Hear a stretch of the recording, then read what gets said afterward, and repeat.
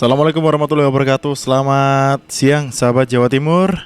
Selamat datang dalam program Jatim News Today untuk update COVID-19 yang disiarkan juga di Suara Sidoarjo, Persada FM Kabupaten Blitar, Mahardika Kota Blitar, Suara Madiun, RGR FM Tulungagung, Ersal Nganjuk, Pradia Suara Tuban, Ralita Pamekasan, LPPL Malopati Bojonegoro, dan juga Suara Gersik untuk update COVID-19.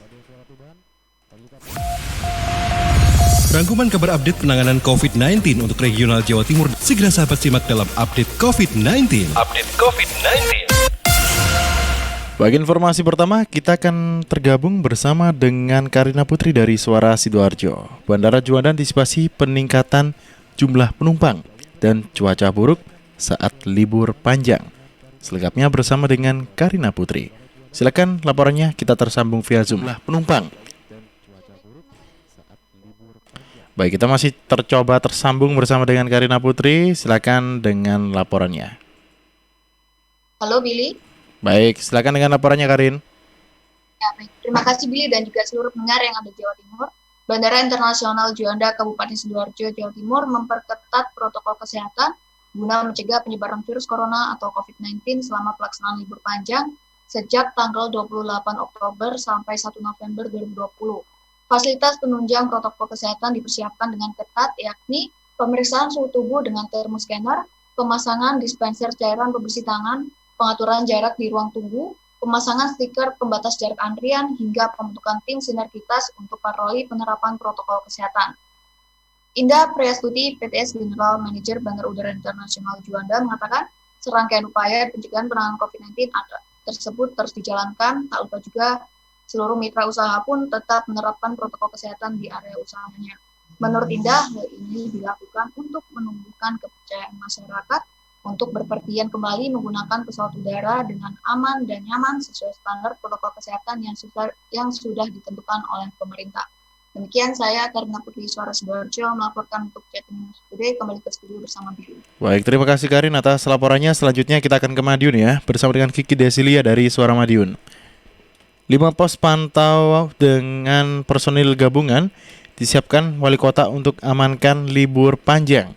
Selengkapnya bersama dengan Kiki Desilia. Silakan dengan laporannya Kiki. Sahabat Jatim News Today, penanganan COVID-19 di Kota Madiun tak longgar dalam libur panjang kali ini. Justru sebaliknya, pengamanan terkait COVID-19 semakin ditingkatkan. 150 personil gabungan diturunkan untuk mengamankan masyarakat dari penularan COVID-19 selama libur kali ini di Kota Pendekar. Wali Kota Maidi dalam apel gelar pasukan dalam rangka pendisiplinan protokol kesehatan COVID-19 mengatakan, potensi masuknya masyarakat dari luar Kota Madiun saat libur panjang harus diwaspadai. Masyarakat harus selalu diingatkan untuk mengedepankan protokol kesehatan. Wali Kota Maidi memang tidak melarang masyarakat berlibur ke Kota Madiun. Namun hadirnya Pahlawan Street Center dan Taman Sumber Umis serta potensi wisata lain disinyalir menjadi magnet masuknya masyarakat ke Kota Madiun, apalagi bakal ada uji coba bus listrik untuk wisata Pahlawan Street Center. Wali Kota memprediksi adanya puluhan ribu masyarakat yang masuk dalam libur panjang ini. Karenanya diperlukan adanya tambahan petugas untuk mendisiplinkan masyarakat tersebut. Saat ini Kota Madiun posisinya cukup bagus, yakni di urutan ke-37 dari 38 kota kabupaten di Jawa Timur. Gubernur Jawa Timur pun juga memberikan apresiasi dan meminta hal ini dipertahankan. Libur panjang, jangan sampai ada pelonjakan kasus lagi. Wali Kota Madiun mengucapkan terima kasih kepada personel yang sudah bertugas. Mereka tetap bertugas mengamankan masyarakat yang berlibur, oleh karena itu masyarakat juga diharapkan turut berperan aktif menjaga Kota Madiun agar tetap kondusif dan tidak ada lonjakan kasus kembali. Berdasarkan data dari dashboard.madiunkota.go.id, konfirmasi kasus COVID-19 tetap 153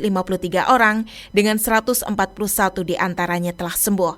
4 orang masih dalam perawatan dan 8 orang meninggal dunia. Saya Kiki Desilia, Suara Madiun untuk Jatim News Today. Baik, terima kasih Kiki atas laporannya. Selanjutnya sahabat kita akan tersambung dengan Risma Irina dari Persada FM Kabupaten Blitar.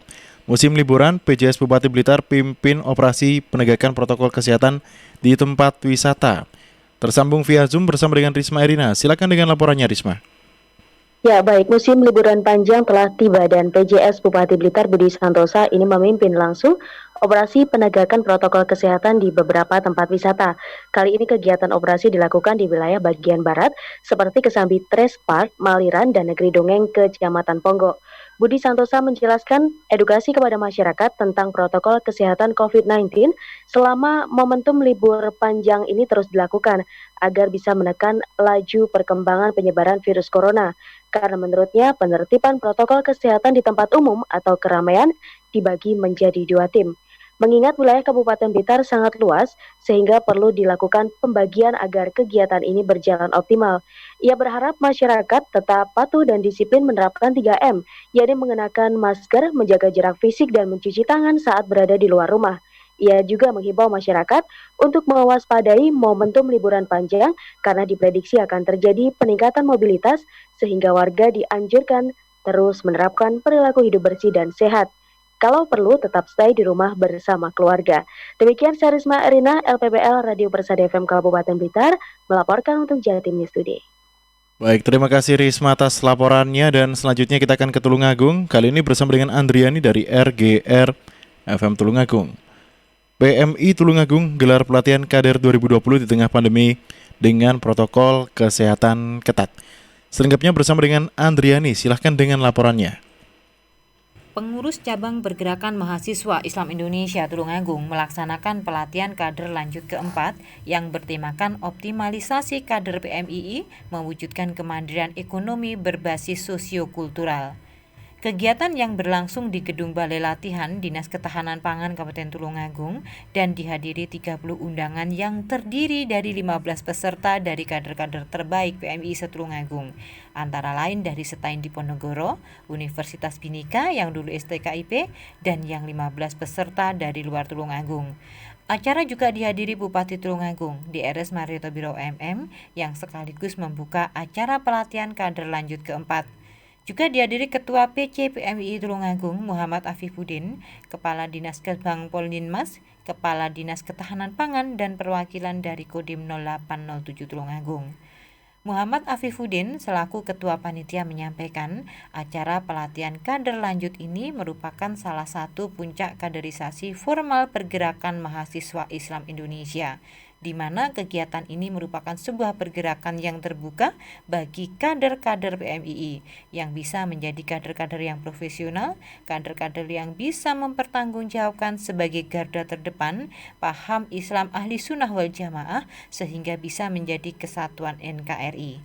Bupati Tulungagung DRS Marioto Biro M juga menyampaikan atas nama pemerintah Kabupaten Tulungagung mengapresiasi dan mengucapkan selamat atas terlaksananya kegiatan seminar dan pelatihan kader lanjutan keempat tahun 2020 oleh pengurus cabang Pergerakan Mahasiswa Islam Indonesia Tulungagung. Bupati berharap semoga acara pelatihan ini dapat memberikan wawasan dan pencerahan intelektualitas kader sebagai ikhtiar mewujudkan kader yang berkualitas. Peran nyata kader sangat kita perlukan dalam aktualisasi organisasi. Hal ini tentunya sebagai tantangan dan peluang bagi kader-kader PMII Kabupaten Tulungagung yang harus dihadapi secara nyata hari ini dan nanti di dalam kehidupan. Bupati juga berharap para kader-kader PMII bisa mengambil peran dan bersinergi dengan pemerintah sekaligus mengawal jalannya pembangunan di Kabupaten Tulungagung, dan dalam pelatihan ini Bupati selalu menginginkan untuk tetap melaksanakan protokol kesehatan karena sampai saat ini di Kabupaten Tulungagung masih ada penambahan 5 orang pasien COVID-19 sehingga penambahan jumlah pasien COVID-19 menjadi 466 pasien sampai hari Rabu 28 Oktober 2020. Demikian saya Andriani 90,1 RGR FM melaporkan untuk Jatim News Today. Baik, terima kasih Andriani. Selanjutnya kita untuk informasi terakhir akan ke Kota Blitar ya. Ada Afik Rahardian dari Mahardika FM Kota Blitar yang melaporkan tingkatkan pengamanan selama libur panjang. Dinas Pariwisata dan Kebudayaan Kota Blitar lakukan monitoring destinasi wisata. Selengkapnya bersama dengan Afik Rahardian. Silakan dengan laporannya Afik. Dalam meningkatkan pengamanan selama libur panjang mulai 28 Oktober hingga 1 November 2020, Dinas Pariwisata dan Kebudayaan Kota Blitar meningkatkan pengamanan dan monitoring di berbagai tempat wisata. Hal ini telah dikonfirmasi oleh Tri Iman Prasetyono, Kepala Dinas Pariwisata dan Kebudayaan Kota Blitar Rabu 28 Oktober 2020. Kepada tim redaksi Mahardika, Tri Iman mengatakan pihaknya akan meningkatkan monitoring di setiap destinasi wisata. Tri Iman menyebut pihaknya sudah mengimbau pelaku wisata untuk menyiapkan sarana prasarana protokol kesehatan yang lengkap. Bahkan untuk memastikan, Tri Iman menyebut pihaknya akan mendatangi berbagai tempat wisata untuk dilakukan pengecekan. Beberapa tempat wisata yang berpotensi ramai diantaranya Fish Garden dan Kampung Afrika. Untuk itu, Tri Iman menyebut pihaknya akan bekerja sama dengan Satuan Tugas Penanganan COVID-19 Kota Blitar untuk melakukan penertiban protokol kesehatan bagi pengunjung wisata. Tri Iman tidak ingin libur panjang ini akan menjadi klaster baru penularan COVID-19. Kemudian apa yang perlu dilakukan, yang kami sampaikan kepada teman-teman usaha pariwisata, harus tetap menjaga protokol kesehatan. Nanti kami akan melakukan pengecekan hari ini dan besok untuk dicek ulang tentang sarana prasarana protokol kesehatan yang mereka miliki. Beberapa aturan yang wajib diikuti oleh pelaku wisata, diantaranya pembatasan pengunjung, sarana prasarana, hingga screening awal pengecekan COVID-19 di setiap tempat wisata. Afik Rahardian, Mahardika FM.